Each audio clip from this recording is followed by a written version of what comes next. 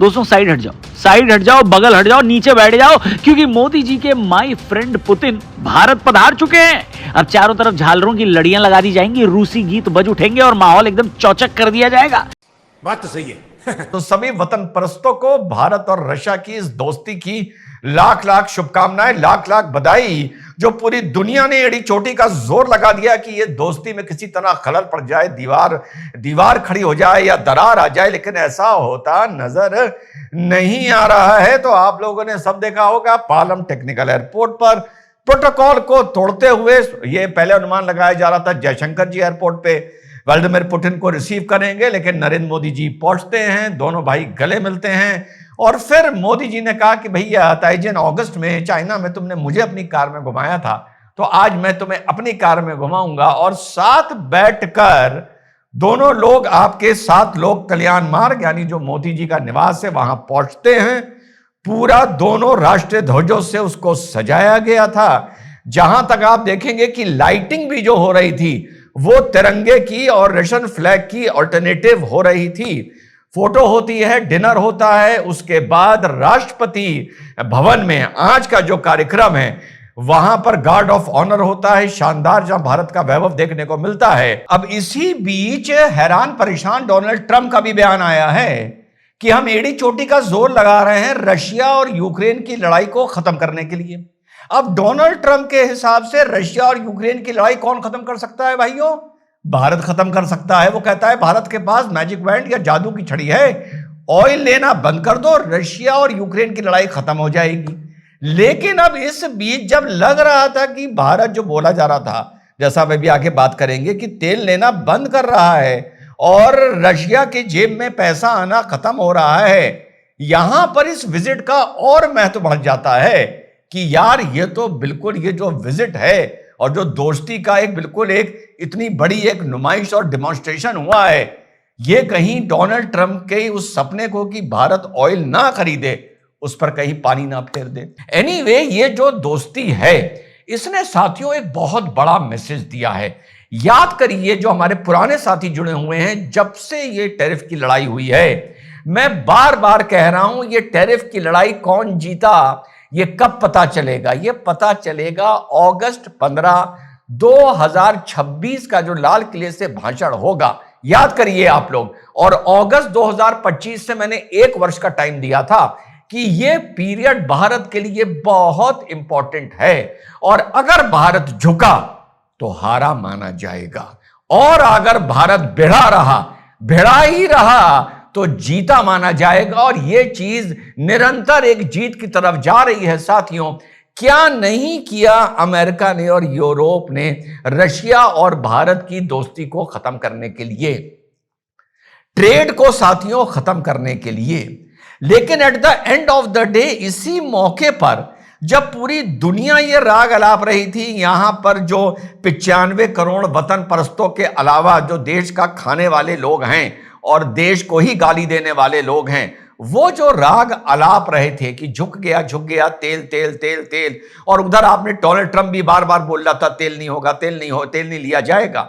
वापस ये जो रिलेशन रशिया और इंडिया का साथियों बाउंस बैक किया है और जिस तरीके से किया है, तो सीधा सीधा भारत ने पश्चिमी देशों को, खासकर अमेरिका को मैसेज दे दिया है कि भारत के संविधान में जो सॉवरीन लिखा है वो पाकिस्तान की तरह या अन्य देशों की तरह, इवन यूनाइटेड किंगडम की तरह सिर्फ कागजों पे नहीं लिखा है। जहां तक अमेरिका की ताकत का मामला है, हम हर मामले में सॉवरीन हैं। अब जो करार होंगे ये साथियों बड़े इंपॉर्टेंट है। डिफेंस को लेकर तो चलिए, जैसा मैंने कल बताया था, डिफेंस को लेकर जो भी रशिया से हमारा करार होगा वो हमारी सिक्योरिटी के पॉइंट ऑफ व्यू से है। ब्रह्मोस को लेके हो, S-400-500 को लेके हो, Su-57 को लेके हो, वो हमारे डिफेंस के हिसाब से, चलिए कोई बात नहीं।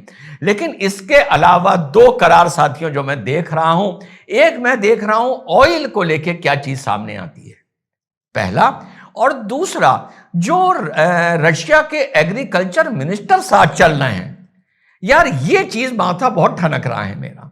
एग्रीकल्चर से कुछ याद आया, एग्रीकल्चर एक बहुत इंपॉर्टेंट वजह थी जो अमेरिका और इंडिया के ट्रेड के रिश्तों में खलल पड़ी है। खलल किस चीज की पड़ी थी? आप लोगों को याद होगा कि उन्हें अपने हाइब्रिड सीड्स देने थे, जेनेटिकली मॉडिफाइड सीड्स की बात थी। उसके बाद आपके डेयरी प्रोडक्ट्स के इंपोर्ट की बात थी, जो अमेरिका चाह रहा था कि इंडिया अपना मार्केट ओपन करे। तो अब देखना है कि रशिया के साथ इंडिया के एग्रीकल्चर को लेके क्या क्या एग्रीमेंट साइन होते हैं। क्या वो एग्रीमेंट कुछ उन एग्रीमेंट से भी मिलते जुलते हैं जो अमेरिका चाह रहा था भारत के साथ करना। समझ रहे हैं आप मैं क्या कहना चाह रहा हूं? बड़ी आसान भाषा में ब्रेकअप कर रहा हूं। लेट अस सी कि क्या वो ही हैं। अगर वो ही हैं तो इसका मतलब वाकई साथियों यह है कि बिल्कुल जूता गीला कर कर मारा है। उधर चाइना भी इस चीज को साथियों फॉलो कर रहा होगा। जैसा मैंने कल बताया था, चाइना की हाल की हरकतों ने फिर से जो RIC वाला कंसेप्ट था उसको नुकसान साथियों पहुंचाया है, उसे कमजोर किया है। लेकिन जहां तक एक आम भाषा में समझा जाता है, China and Russia are very good friends.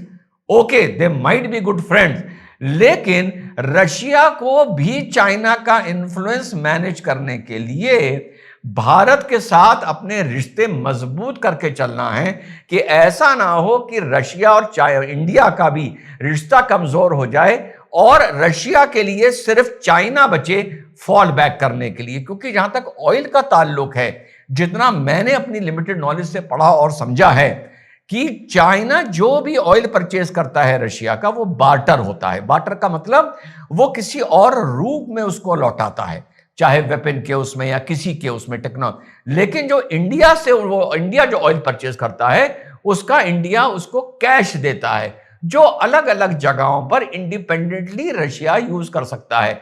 तो रशिया के साथ जो ऑयल डील है वो अगर चाइना और इंडिया की बात करें तो वो इंडिया की ज्यादा इंपॉर्टेंट है, क्योंकि इंडिया रशिया से कैश डीलिंग करता है।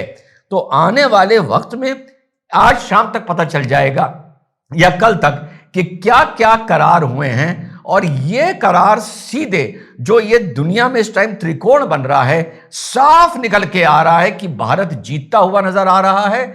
और जहां तक latest GDP, if I am right, शायद 8 हिट करी है, correct me if I am wrong, 8 है या 8 से कुछ ज्यादा है। तो लेटेस्ट जो भी ये 4 महीने से टैरिफ का बवाल चल रहा है, फिलहाल वो इंडिया की इकोनॉमी पे रिफ्लेक्ट होता नजर नहीं आ रहा है। जिस तरह से माहौल बनाया जा रहा था कि टैरिफ लगने के बाद भारत की इकोनॉमी डेड हो जाएगी, वैसे कहने वाले तो ये भी कह रहे थे कि पहले से डेड हो चुकी है, तो वहां पर भी भारत जीतता नजर आ रहा है। इकोनॉमिक फ्रंट पे जीतता नजर आ रहा है, टैरिफ को लेकर, ऑयल को लेकर संभवतः जीतता नजर आ रहा है। तो बहुत बड़ी है उपलब्धि भारत के लिए।